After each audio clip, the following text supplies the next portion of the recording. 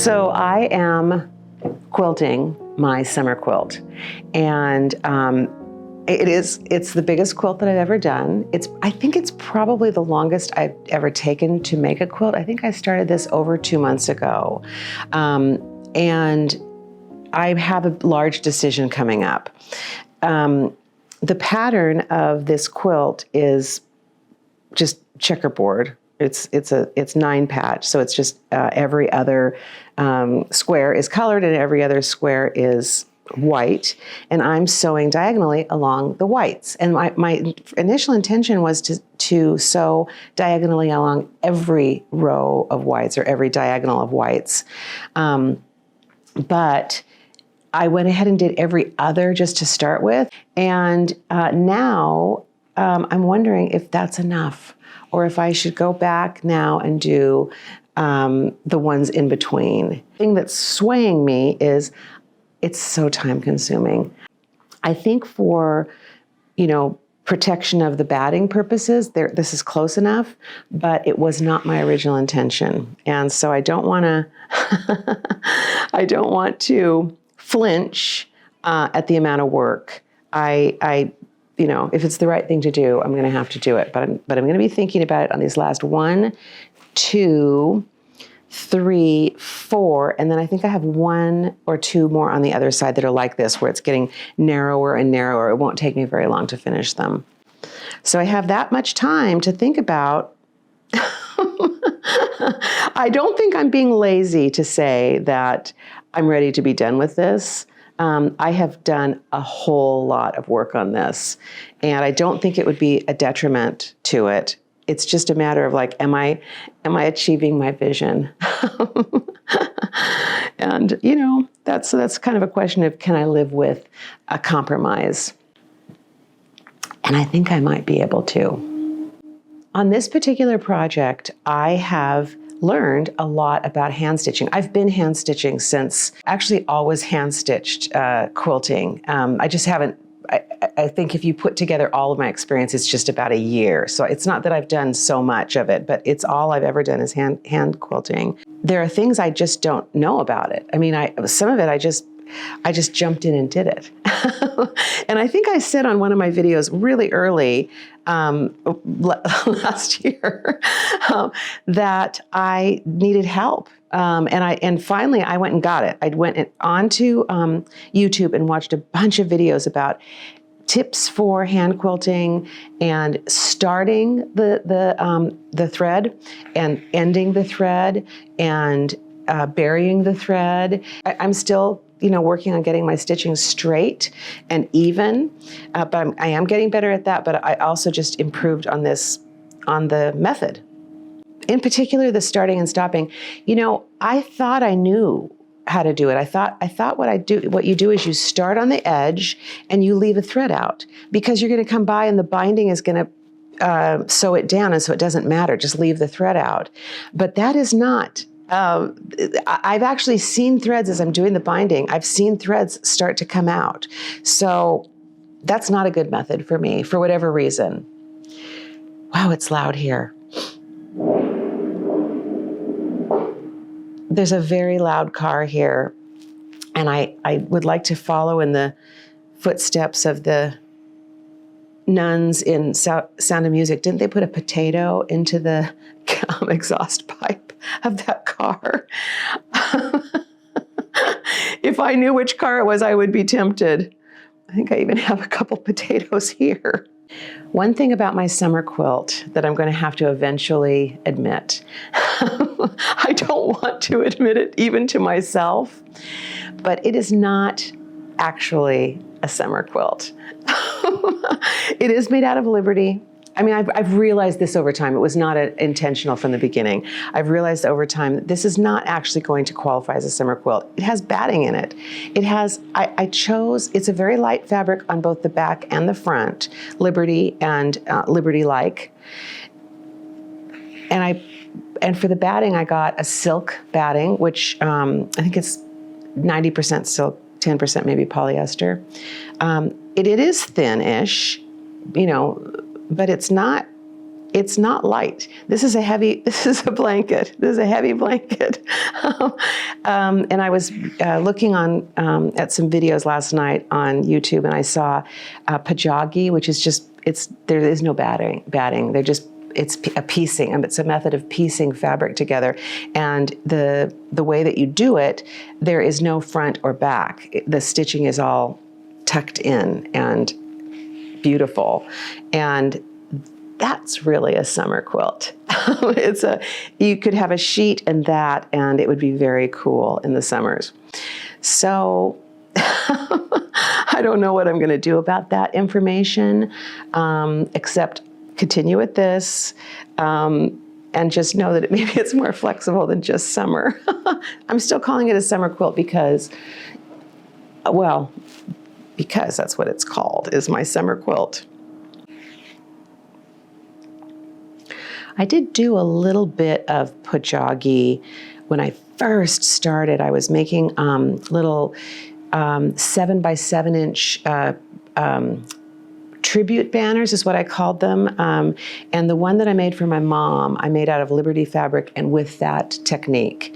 And it was really beautiful, like a stained glass effect. And it was really time consuming because I did it by hand, but I think you can do it by machine. I think it's a fair game to do it by machine.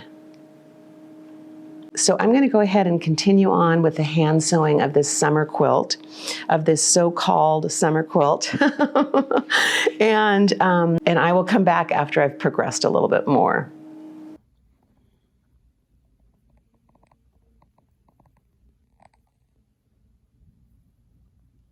So I've decided to make the binding for my summer quilt out of the leftover Liberty fabric, and which I think will be pretty. It'll be, I mean, they call it a scrappy binding when you use different fabrics and kind of run them all together so that it's not just one color. And I also have these sort of, I guess they're called, it's not an orphan block.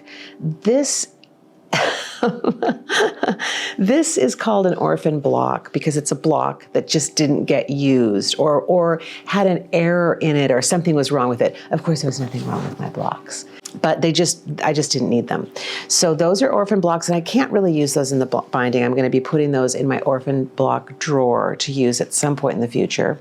But I do have these strips that never got made into blocks that are also little orphans, little orphanettes. And I am going to use these, maybe Liberty fabric, maybe one of these, then some Liberty fabric in there, and then one of these again. All this is 2.5 inches, so I'm going to make a 2.5 inch binding. Wow, I actually have a lot of these orphanettes. This is great. And then we will start the binding of the quilt.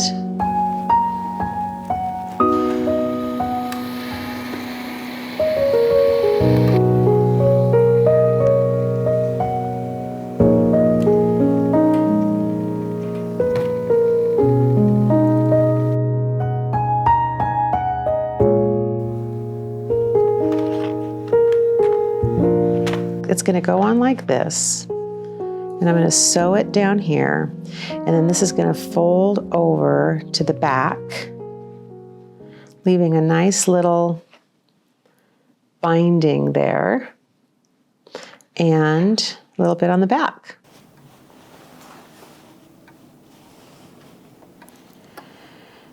I accidentally sewed two thread bunnies together. And I thought, so do I get out my seam ripper to cut these apart? But that seemed like too much work for a thread bunny, so I just left them. Although now I'm working with 4 layers of fabric instead of 2. Problems.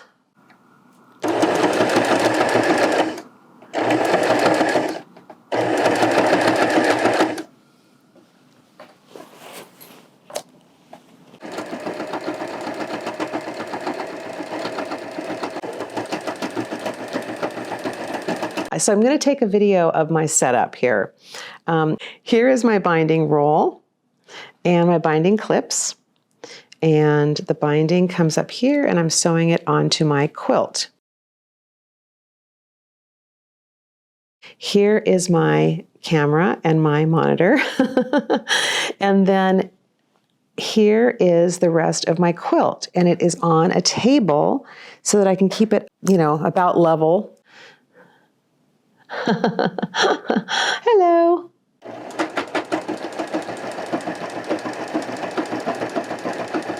I was just going to show you, I know there's something in binding called, what is it called?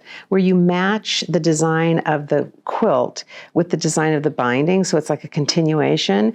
And of course, I'm not attempting that, but I do have it accidentally happening where the square of red on the quilt top is matching the square of red on the binding. So that's kind of cool. I cannot imagine trying to make those things line up. Maybe someday. This is what I meant when I said it's not probably technically a summer quilt because there is definitely a layer of warmth in between these two layers, the backing and the front. You know how some days you just can't make anything work, and it has to be me, I'm the common denominator. So I came out here to work on and possibly finish up my binding. I went around and sewed all the way around, and now you turn it over to the back of the quilt, and I did my binding clips to hold them on, and then now I'm just using a very, very fine Aurifil thread. I think it's an 80 weight. I'm not sure 80 is a weight. Actually, now that I'm saying that, 80 I think is just a measurement of the thread, and it's very, very fine. I'm not sure if you're gonna be able to see that. It came in a box of Aurifil that I ordered before I even knew really what Aurifil was. I had ordered a box of it. So my beautiful Italian thread. The stitches are small, and it's a tiny needle. Again, little things I'm trying to show you on my camera. My favorite thing about this is I get to take off the binding clips as I get them. And where's my box?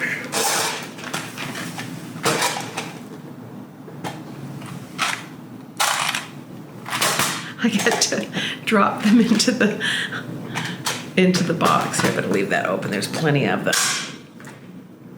The other thing I'm doing is I still have safety pins on here, so I'm able to take these off as well, and I have a little dish for those. So it's like, finishing up. It's fun to take out all of the scaffolding as I go, because then I know I'm done. But these are hard because they are very, very small and very, I don't know, you're just catching up this little teeny tiny bit. And you have to do the whole circumference of the quilt, every bit of the binding. And you don't want it to be loose. You want it to be nice and tight and last forever. It has to last through, all the stitching has to last forever. The life of the quilt. I have not yet washed any of my quilts. The first one I made is 6 months ago or something, so they haven't really had to be washed. I've given some away, but they're gonna have to be washed at some point. And I think this one, because it has all of this white on it, and I've just been kind of holding it with my hands while I stitched, and I think, and the cats, I really try to keep them off of this stuff, but what happens is they're not out here much when I'm sewing. They don't show themselves much. It's pretty tricky because then I forget to cover my work when I go to bed, and when I come out in the morning, that is right where they are. They are right on top of my whatever I left out, whatever fabric I left out there on top of. Now I did make a cat bed for one of my cats, who in particular loves to sleep out here, and she does use it, But if there's any project fabric, she'll go for that first. It's her preferred bedding.